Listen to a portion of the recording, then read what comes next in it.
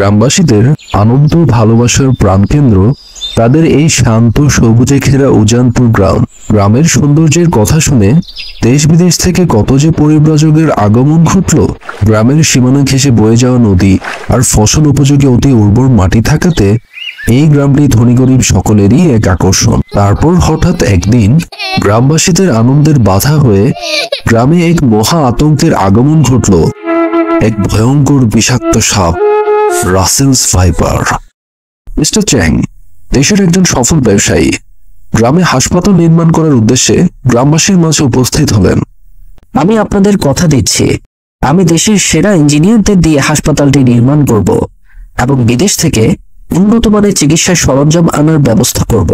হোসেন কাকা গ্রামের এক সম্মানিত ব্যক্তি। সকাল সকাল গঞ্জে যান তার মাছের আড়ত সামলাতে। প্রতিদিনের মতো আজ গঞ্জে যাওয়ার পথে তার ফরিদের সাথে দেখা হয়ে যায়। আসসালামু আলাইকুম কাকা। ওয়ালাইকুম আসসালাম ওয়া রাহমাতুল্লাহ। তা কোথায় যাচ্ছ ফরিদ? কাকা শুনলাম অজিত মিয়াকে সাপে ছোবল দিয়েছে, তাই তাকে দেখতে হাসপাতালে যাচ্ছি। আহা, বলো কি?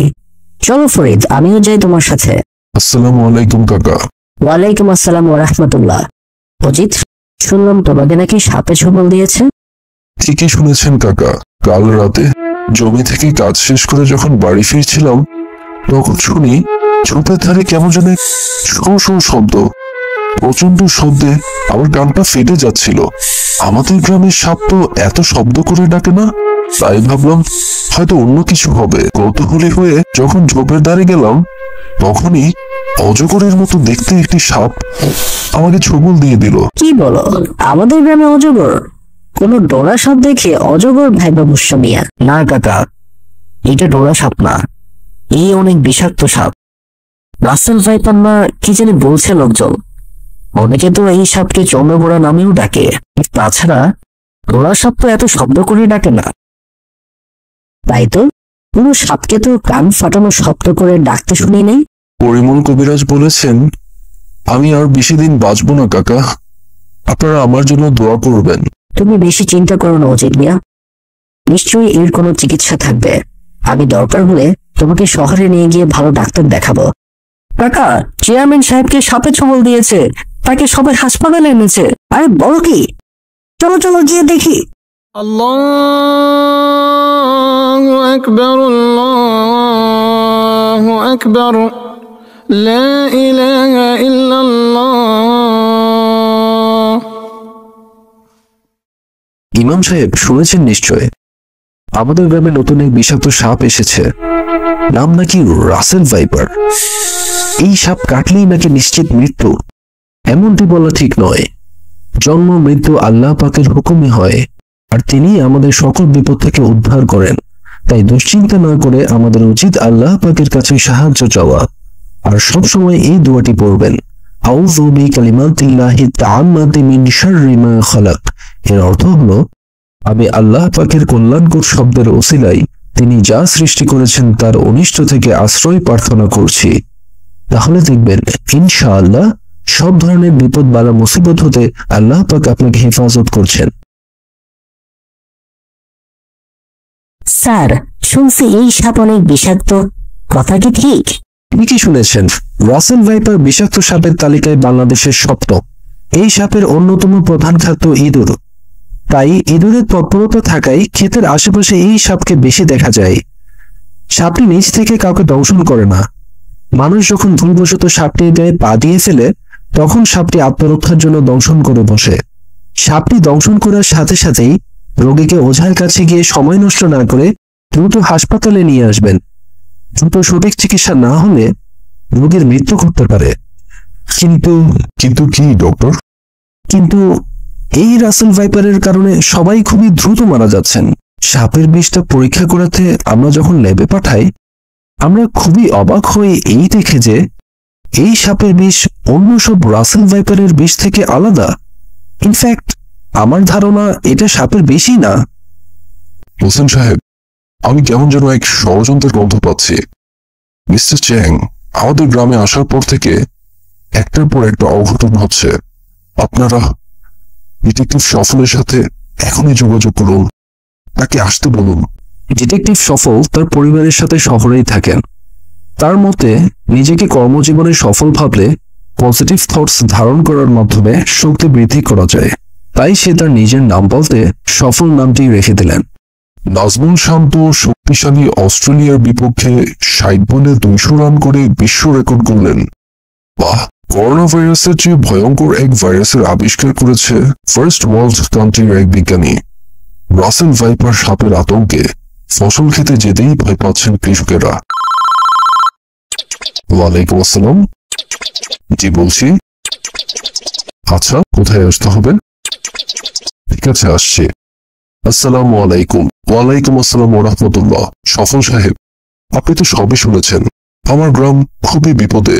গ্রামবাসীরা শঙ্কিত, তাই এই বিপদের এক দ্রুত সমাধান চাই। আপনি নিশ্চিন্তে থাকুন চেয়ারম্যান সাহেব, আমি ডিটেকটিভ সফল, কখনো বিফল হয় না। আমি যে এলাকায় পা দেই সেই এলাকায় ষড়যন্ত্রের কারণে কেউ প্রাণ হারায় না। না মানে 99% সাধারণত কেউ প্রাণ হারায় না।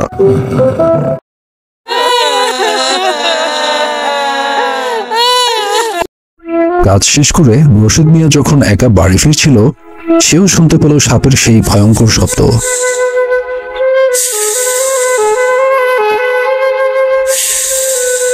যেই সাপটি কাছে এসে ছবল দেওয়ার জন্য সামনে এগুলো, তখনই রশিদ মিয়া ইমাম সাহেবের শিখিয়ে দেওয়া সে দোয়াটি পড়ে, আউযু বিকালিমাতিল্লাহি তাআম্মাতি মিন শাররি মা খালাক। সাপটি তখন আক্রমণ করতে ব্যর্থ হয়ে ফিরে যায়। ভয়ঙ্কর নিস্তব্ধ পরিবেশ মুহূর্তেই স্বাভাবিক হয়ে যায়। এদিকে ডিটেকটিভ সফল গ্রামবাসীদের সাথে বৈঠকে বসেন। আমার মনে হয় মিস্টার চ্যাং সাপটির ভিতরে অন্য কোনো বিষাক্ত বিষ ইনজেক্ট করেছেন, যার কারণে সাপটির ছবল খেয়ে সবাই অতি দ্রুত মারা যাচ্ছে। এমন কোন বিষ আছে যেটা সাপের বিষ থেকেও ভয়ঙ্কর বিষাক্ত হতে পারে? আজ সকালে যখন খবরের কাগজটি পড়ছিলাম, সেখানে এক বিষাক্ত ভাইরাসের কথা জানতে পারলাম, যেটা করোনা ভাইরাস থেকেও বেশি শক্তিশালী। তাহলে কি কে ওখানে? ফরিদ, লোকটিকে ধরে আমার কাছে নিয়ে আসুন। আমার মনে হয় মিস্টার চ্যাং এর লোক, সে কান পেতে আমাদের কথা শুনছিল। হারিয়ে ফেললাম। গ্রামবাসীরা যে যার বাড়ি ফিরতেই জেগে উঠল নিস্তব্ধ সন্ধ্যা। হঠাৎ আকাশের বুক চিরে আলোর ঝলকানি, বিজলির গর্জনে সঙ্গী বনে নেমে এলো বৃষ্টির হিংস্র মিছিল। মোরা ঝঞ্ঝার মতো উদ্যম, মোরা ঝর্ণার মতো চঞ্চল, মোরা বিধাতার মতো নির্ভয়, মোরা প্রকৃতির মতো সচ্ছল, মোরা আকাশের মতো বাধাহীন, মোরা মরু সঞ্চার বেদুইন, বন্ধনহীন জন্ম স্বাধীন চিত্তমুক্ত শতদল। মা, সাপ, সাপ মা! ছেলেটা পড়ছিল। হঠাৎ ওর চিৎকার শুনে দৌড়িয়ে যখন তার শোবার ঘরে যায়, দেখি এক বিশাল সাপ জানালা দিয়ে শো শব্দ করে বেরোচ্ছে, আর ছেলেটা মাটিতে লুটিয়ে পড়ে কাতরাচ্ছে। আমার সব শেষ হয়ে গেল। এই গ্রামে থাকলে এই সাপ আমাদের সবাইকে শেষ করে দেবে, তাই আমাদের আর এই গ্রামে থাকা সম্ভব না। রাসেল সাহেব, দেখুন সেই ছেলেটা যে সেদিন লুকিয়ে আমাদের কথা শুনছিল, আজও আরাম থেকে আমাদের দেখছে। ওকে ধরো, ওকে ধরো। আমি মনে হয় তোমাকে চিনি। তুমি হোসেন কাকার শালা হারিস না? জি, আসলে দুলা ভাই বলেছিলেন আপনাদের উপর নজর রাখতে, তাই ওনার কথাই। অতঃপর হারিস সব খুলে বলে। সন্দেহ হোসেন কাকার দিকে যায়। সবাই মিলে তখন হোসেন কাকার বাড়িতে যায়, কিন্তু তাকে সেখানে পাওয়া যায় না। ইন্সপেক্টর সাহেব, আপনি দ্রুত হোসেন কাকার খোঁজ নিন। উনি এখন আমাদের প্রাইম সাসপেক্ট, আর তার সাথে মিস্টার চ্যাং এর দিকেও নজর রাখুন। জি আচ্ছা। ডক্টর সাপের বৃষ্টি পুনরায় ল্যাবে টেস্ট করছেন। হঠাৎ তার মনে হয়েছিল মাত্র একবার টেস্ট করে সিদ্ধান্তে চলে যাওয়া উচিত নয়, তাই সে এবার নিজেই বৃষ্টি পরীক্ষা করছেন। আশ্চর্য, এটা কেমন সম্ভব? সবাইকে তো বিষয়টা জানানো দরকার। আসরের নামাজ শেষে মসজিদের ইমাম সাহেব মুসল্লিদের সাথে নিয়ে দোয়া পড়ছিলেন। হে রব্বুল আলামিন, আল্লাহ পাক, তোমার অসীম দয়া, তুমি ছাড়া আমাদের কেউ নেই মাবুদ। তুমি সব ধরনের বিপদ থেকে আমাদের হেফাজত করো। এক এক করে গ্রামবাসীরা তাদের আপনজন হারাচ্ছেন। সবাই সাপের আতঙ্কে খুবই শঙ্কিত। এই মহাবিপদ থেকে আমাদের উদ্ধার করো মাবুদ, আমাদের উদ্ধার করো। মুসল্লিরা মসজিদ থেকে বেরোতেই তারা হোসেন কাকাকে দেখতে পেল। শহরে গিয়েছিলাম, সাপ ধরার অভিজ্ঞ টিম নিয়ে এসেছি। দেখুন কত সহজেই তারা সাপে ধরে ফেললো। কিন্তু আপনার শালা হারিসকে আমিই বলেছি সবার কার্যবিধি লক্ষ্য রাখতে। এবং সন্দেহের কিছু দেখতে পেলে আমাকে শীঘ্রই জানাতে। অতঃপর ডাক্তার সাহেবও চলে এলেন তাদের মাঝে।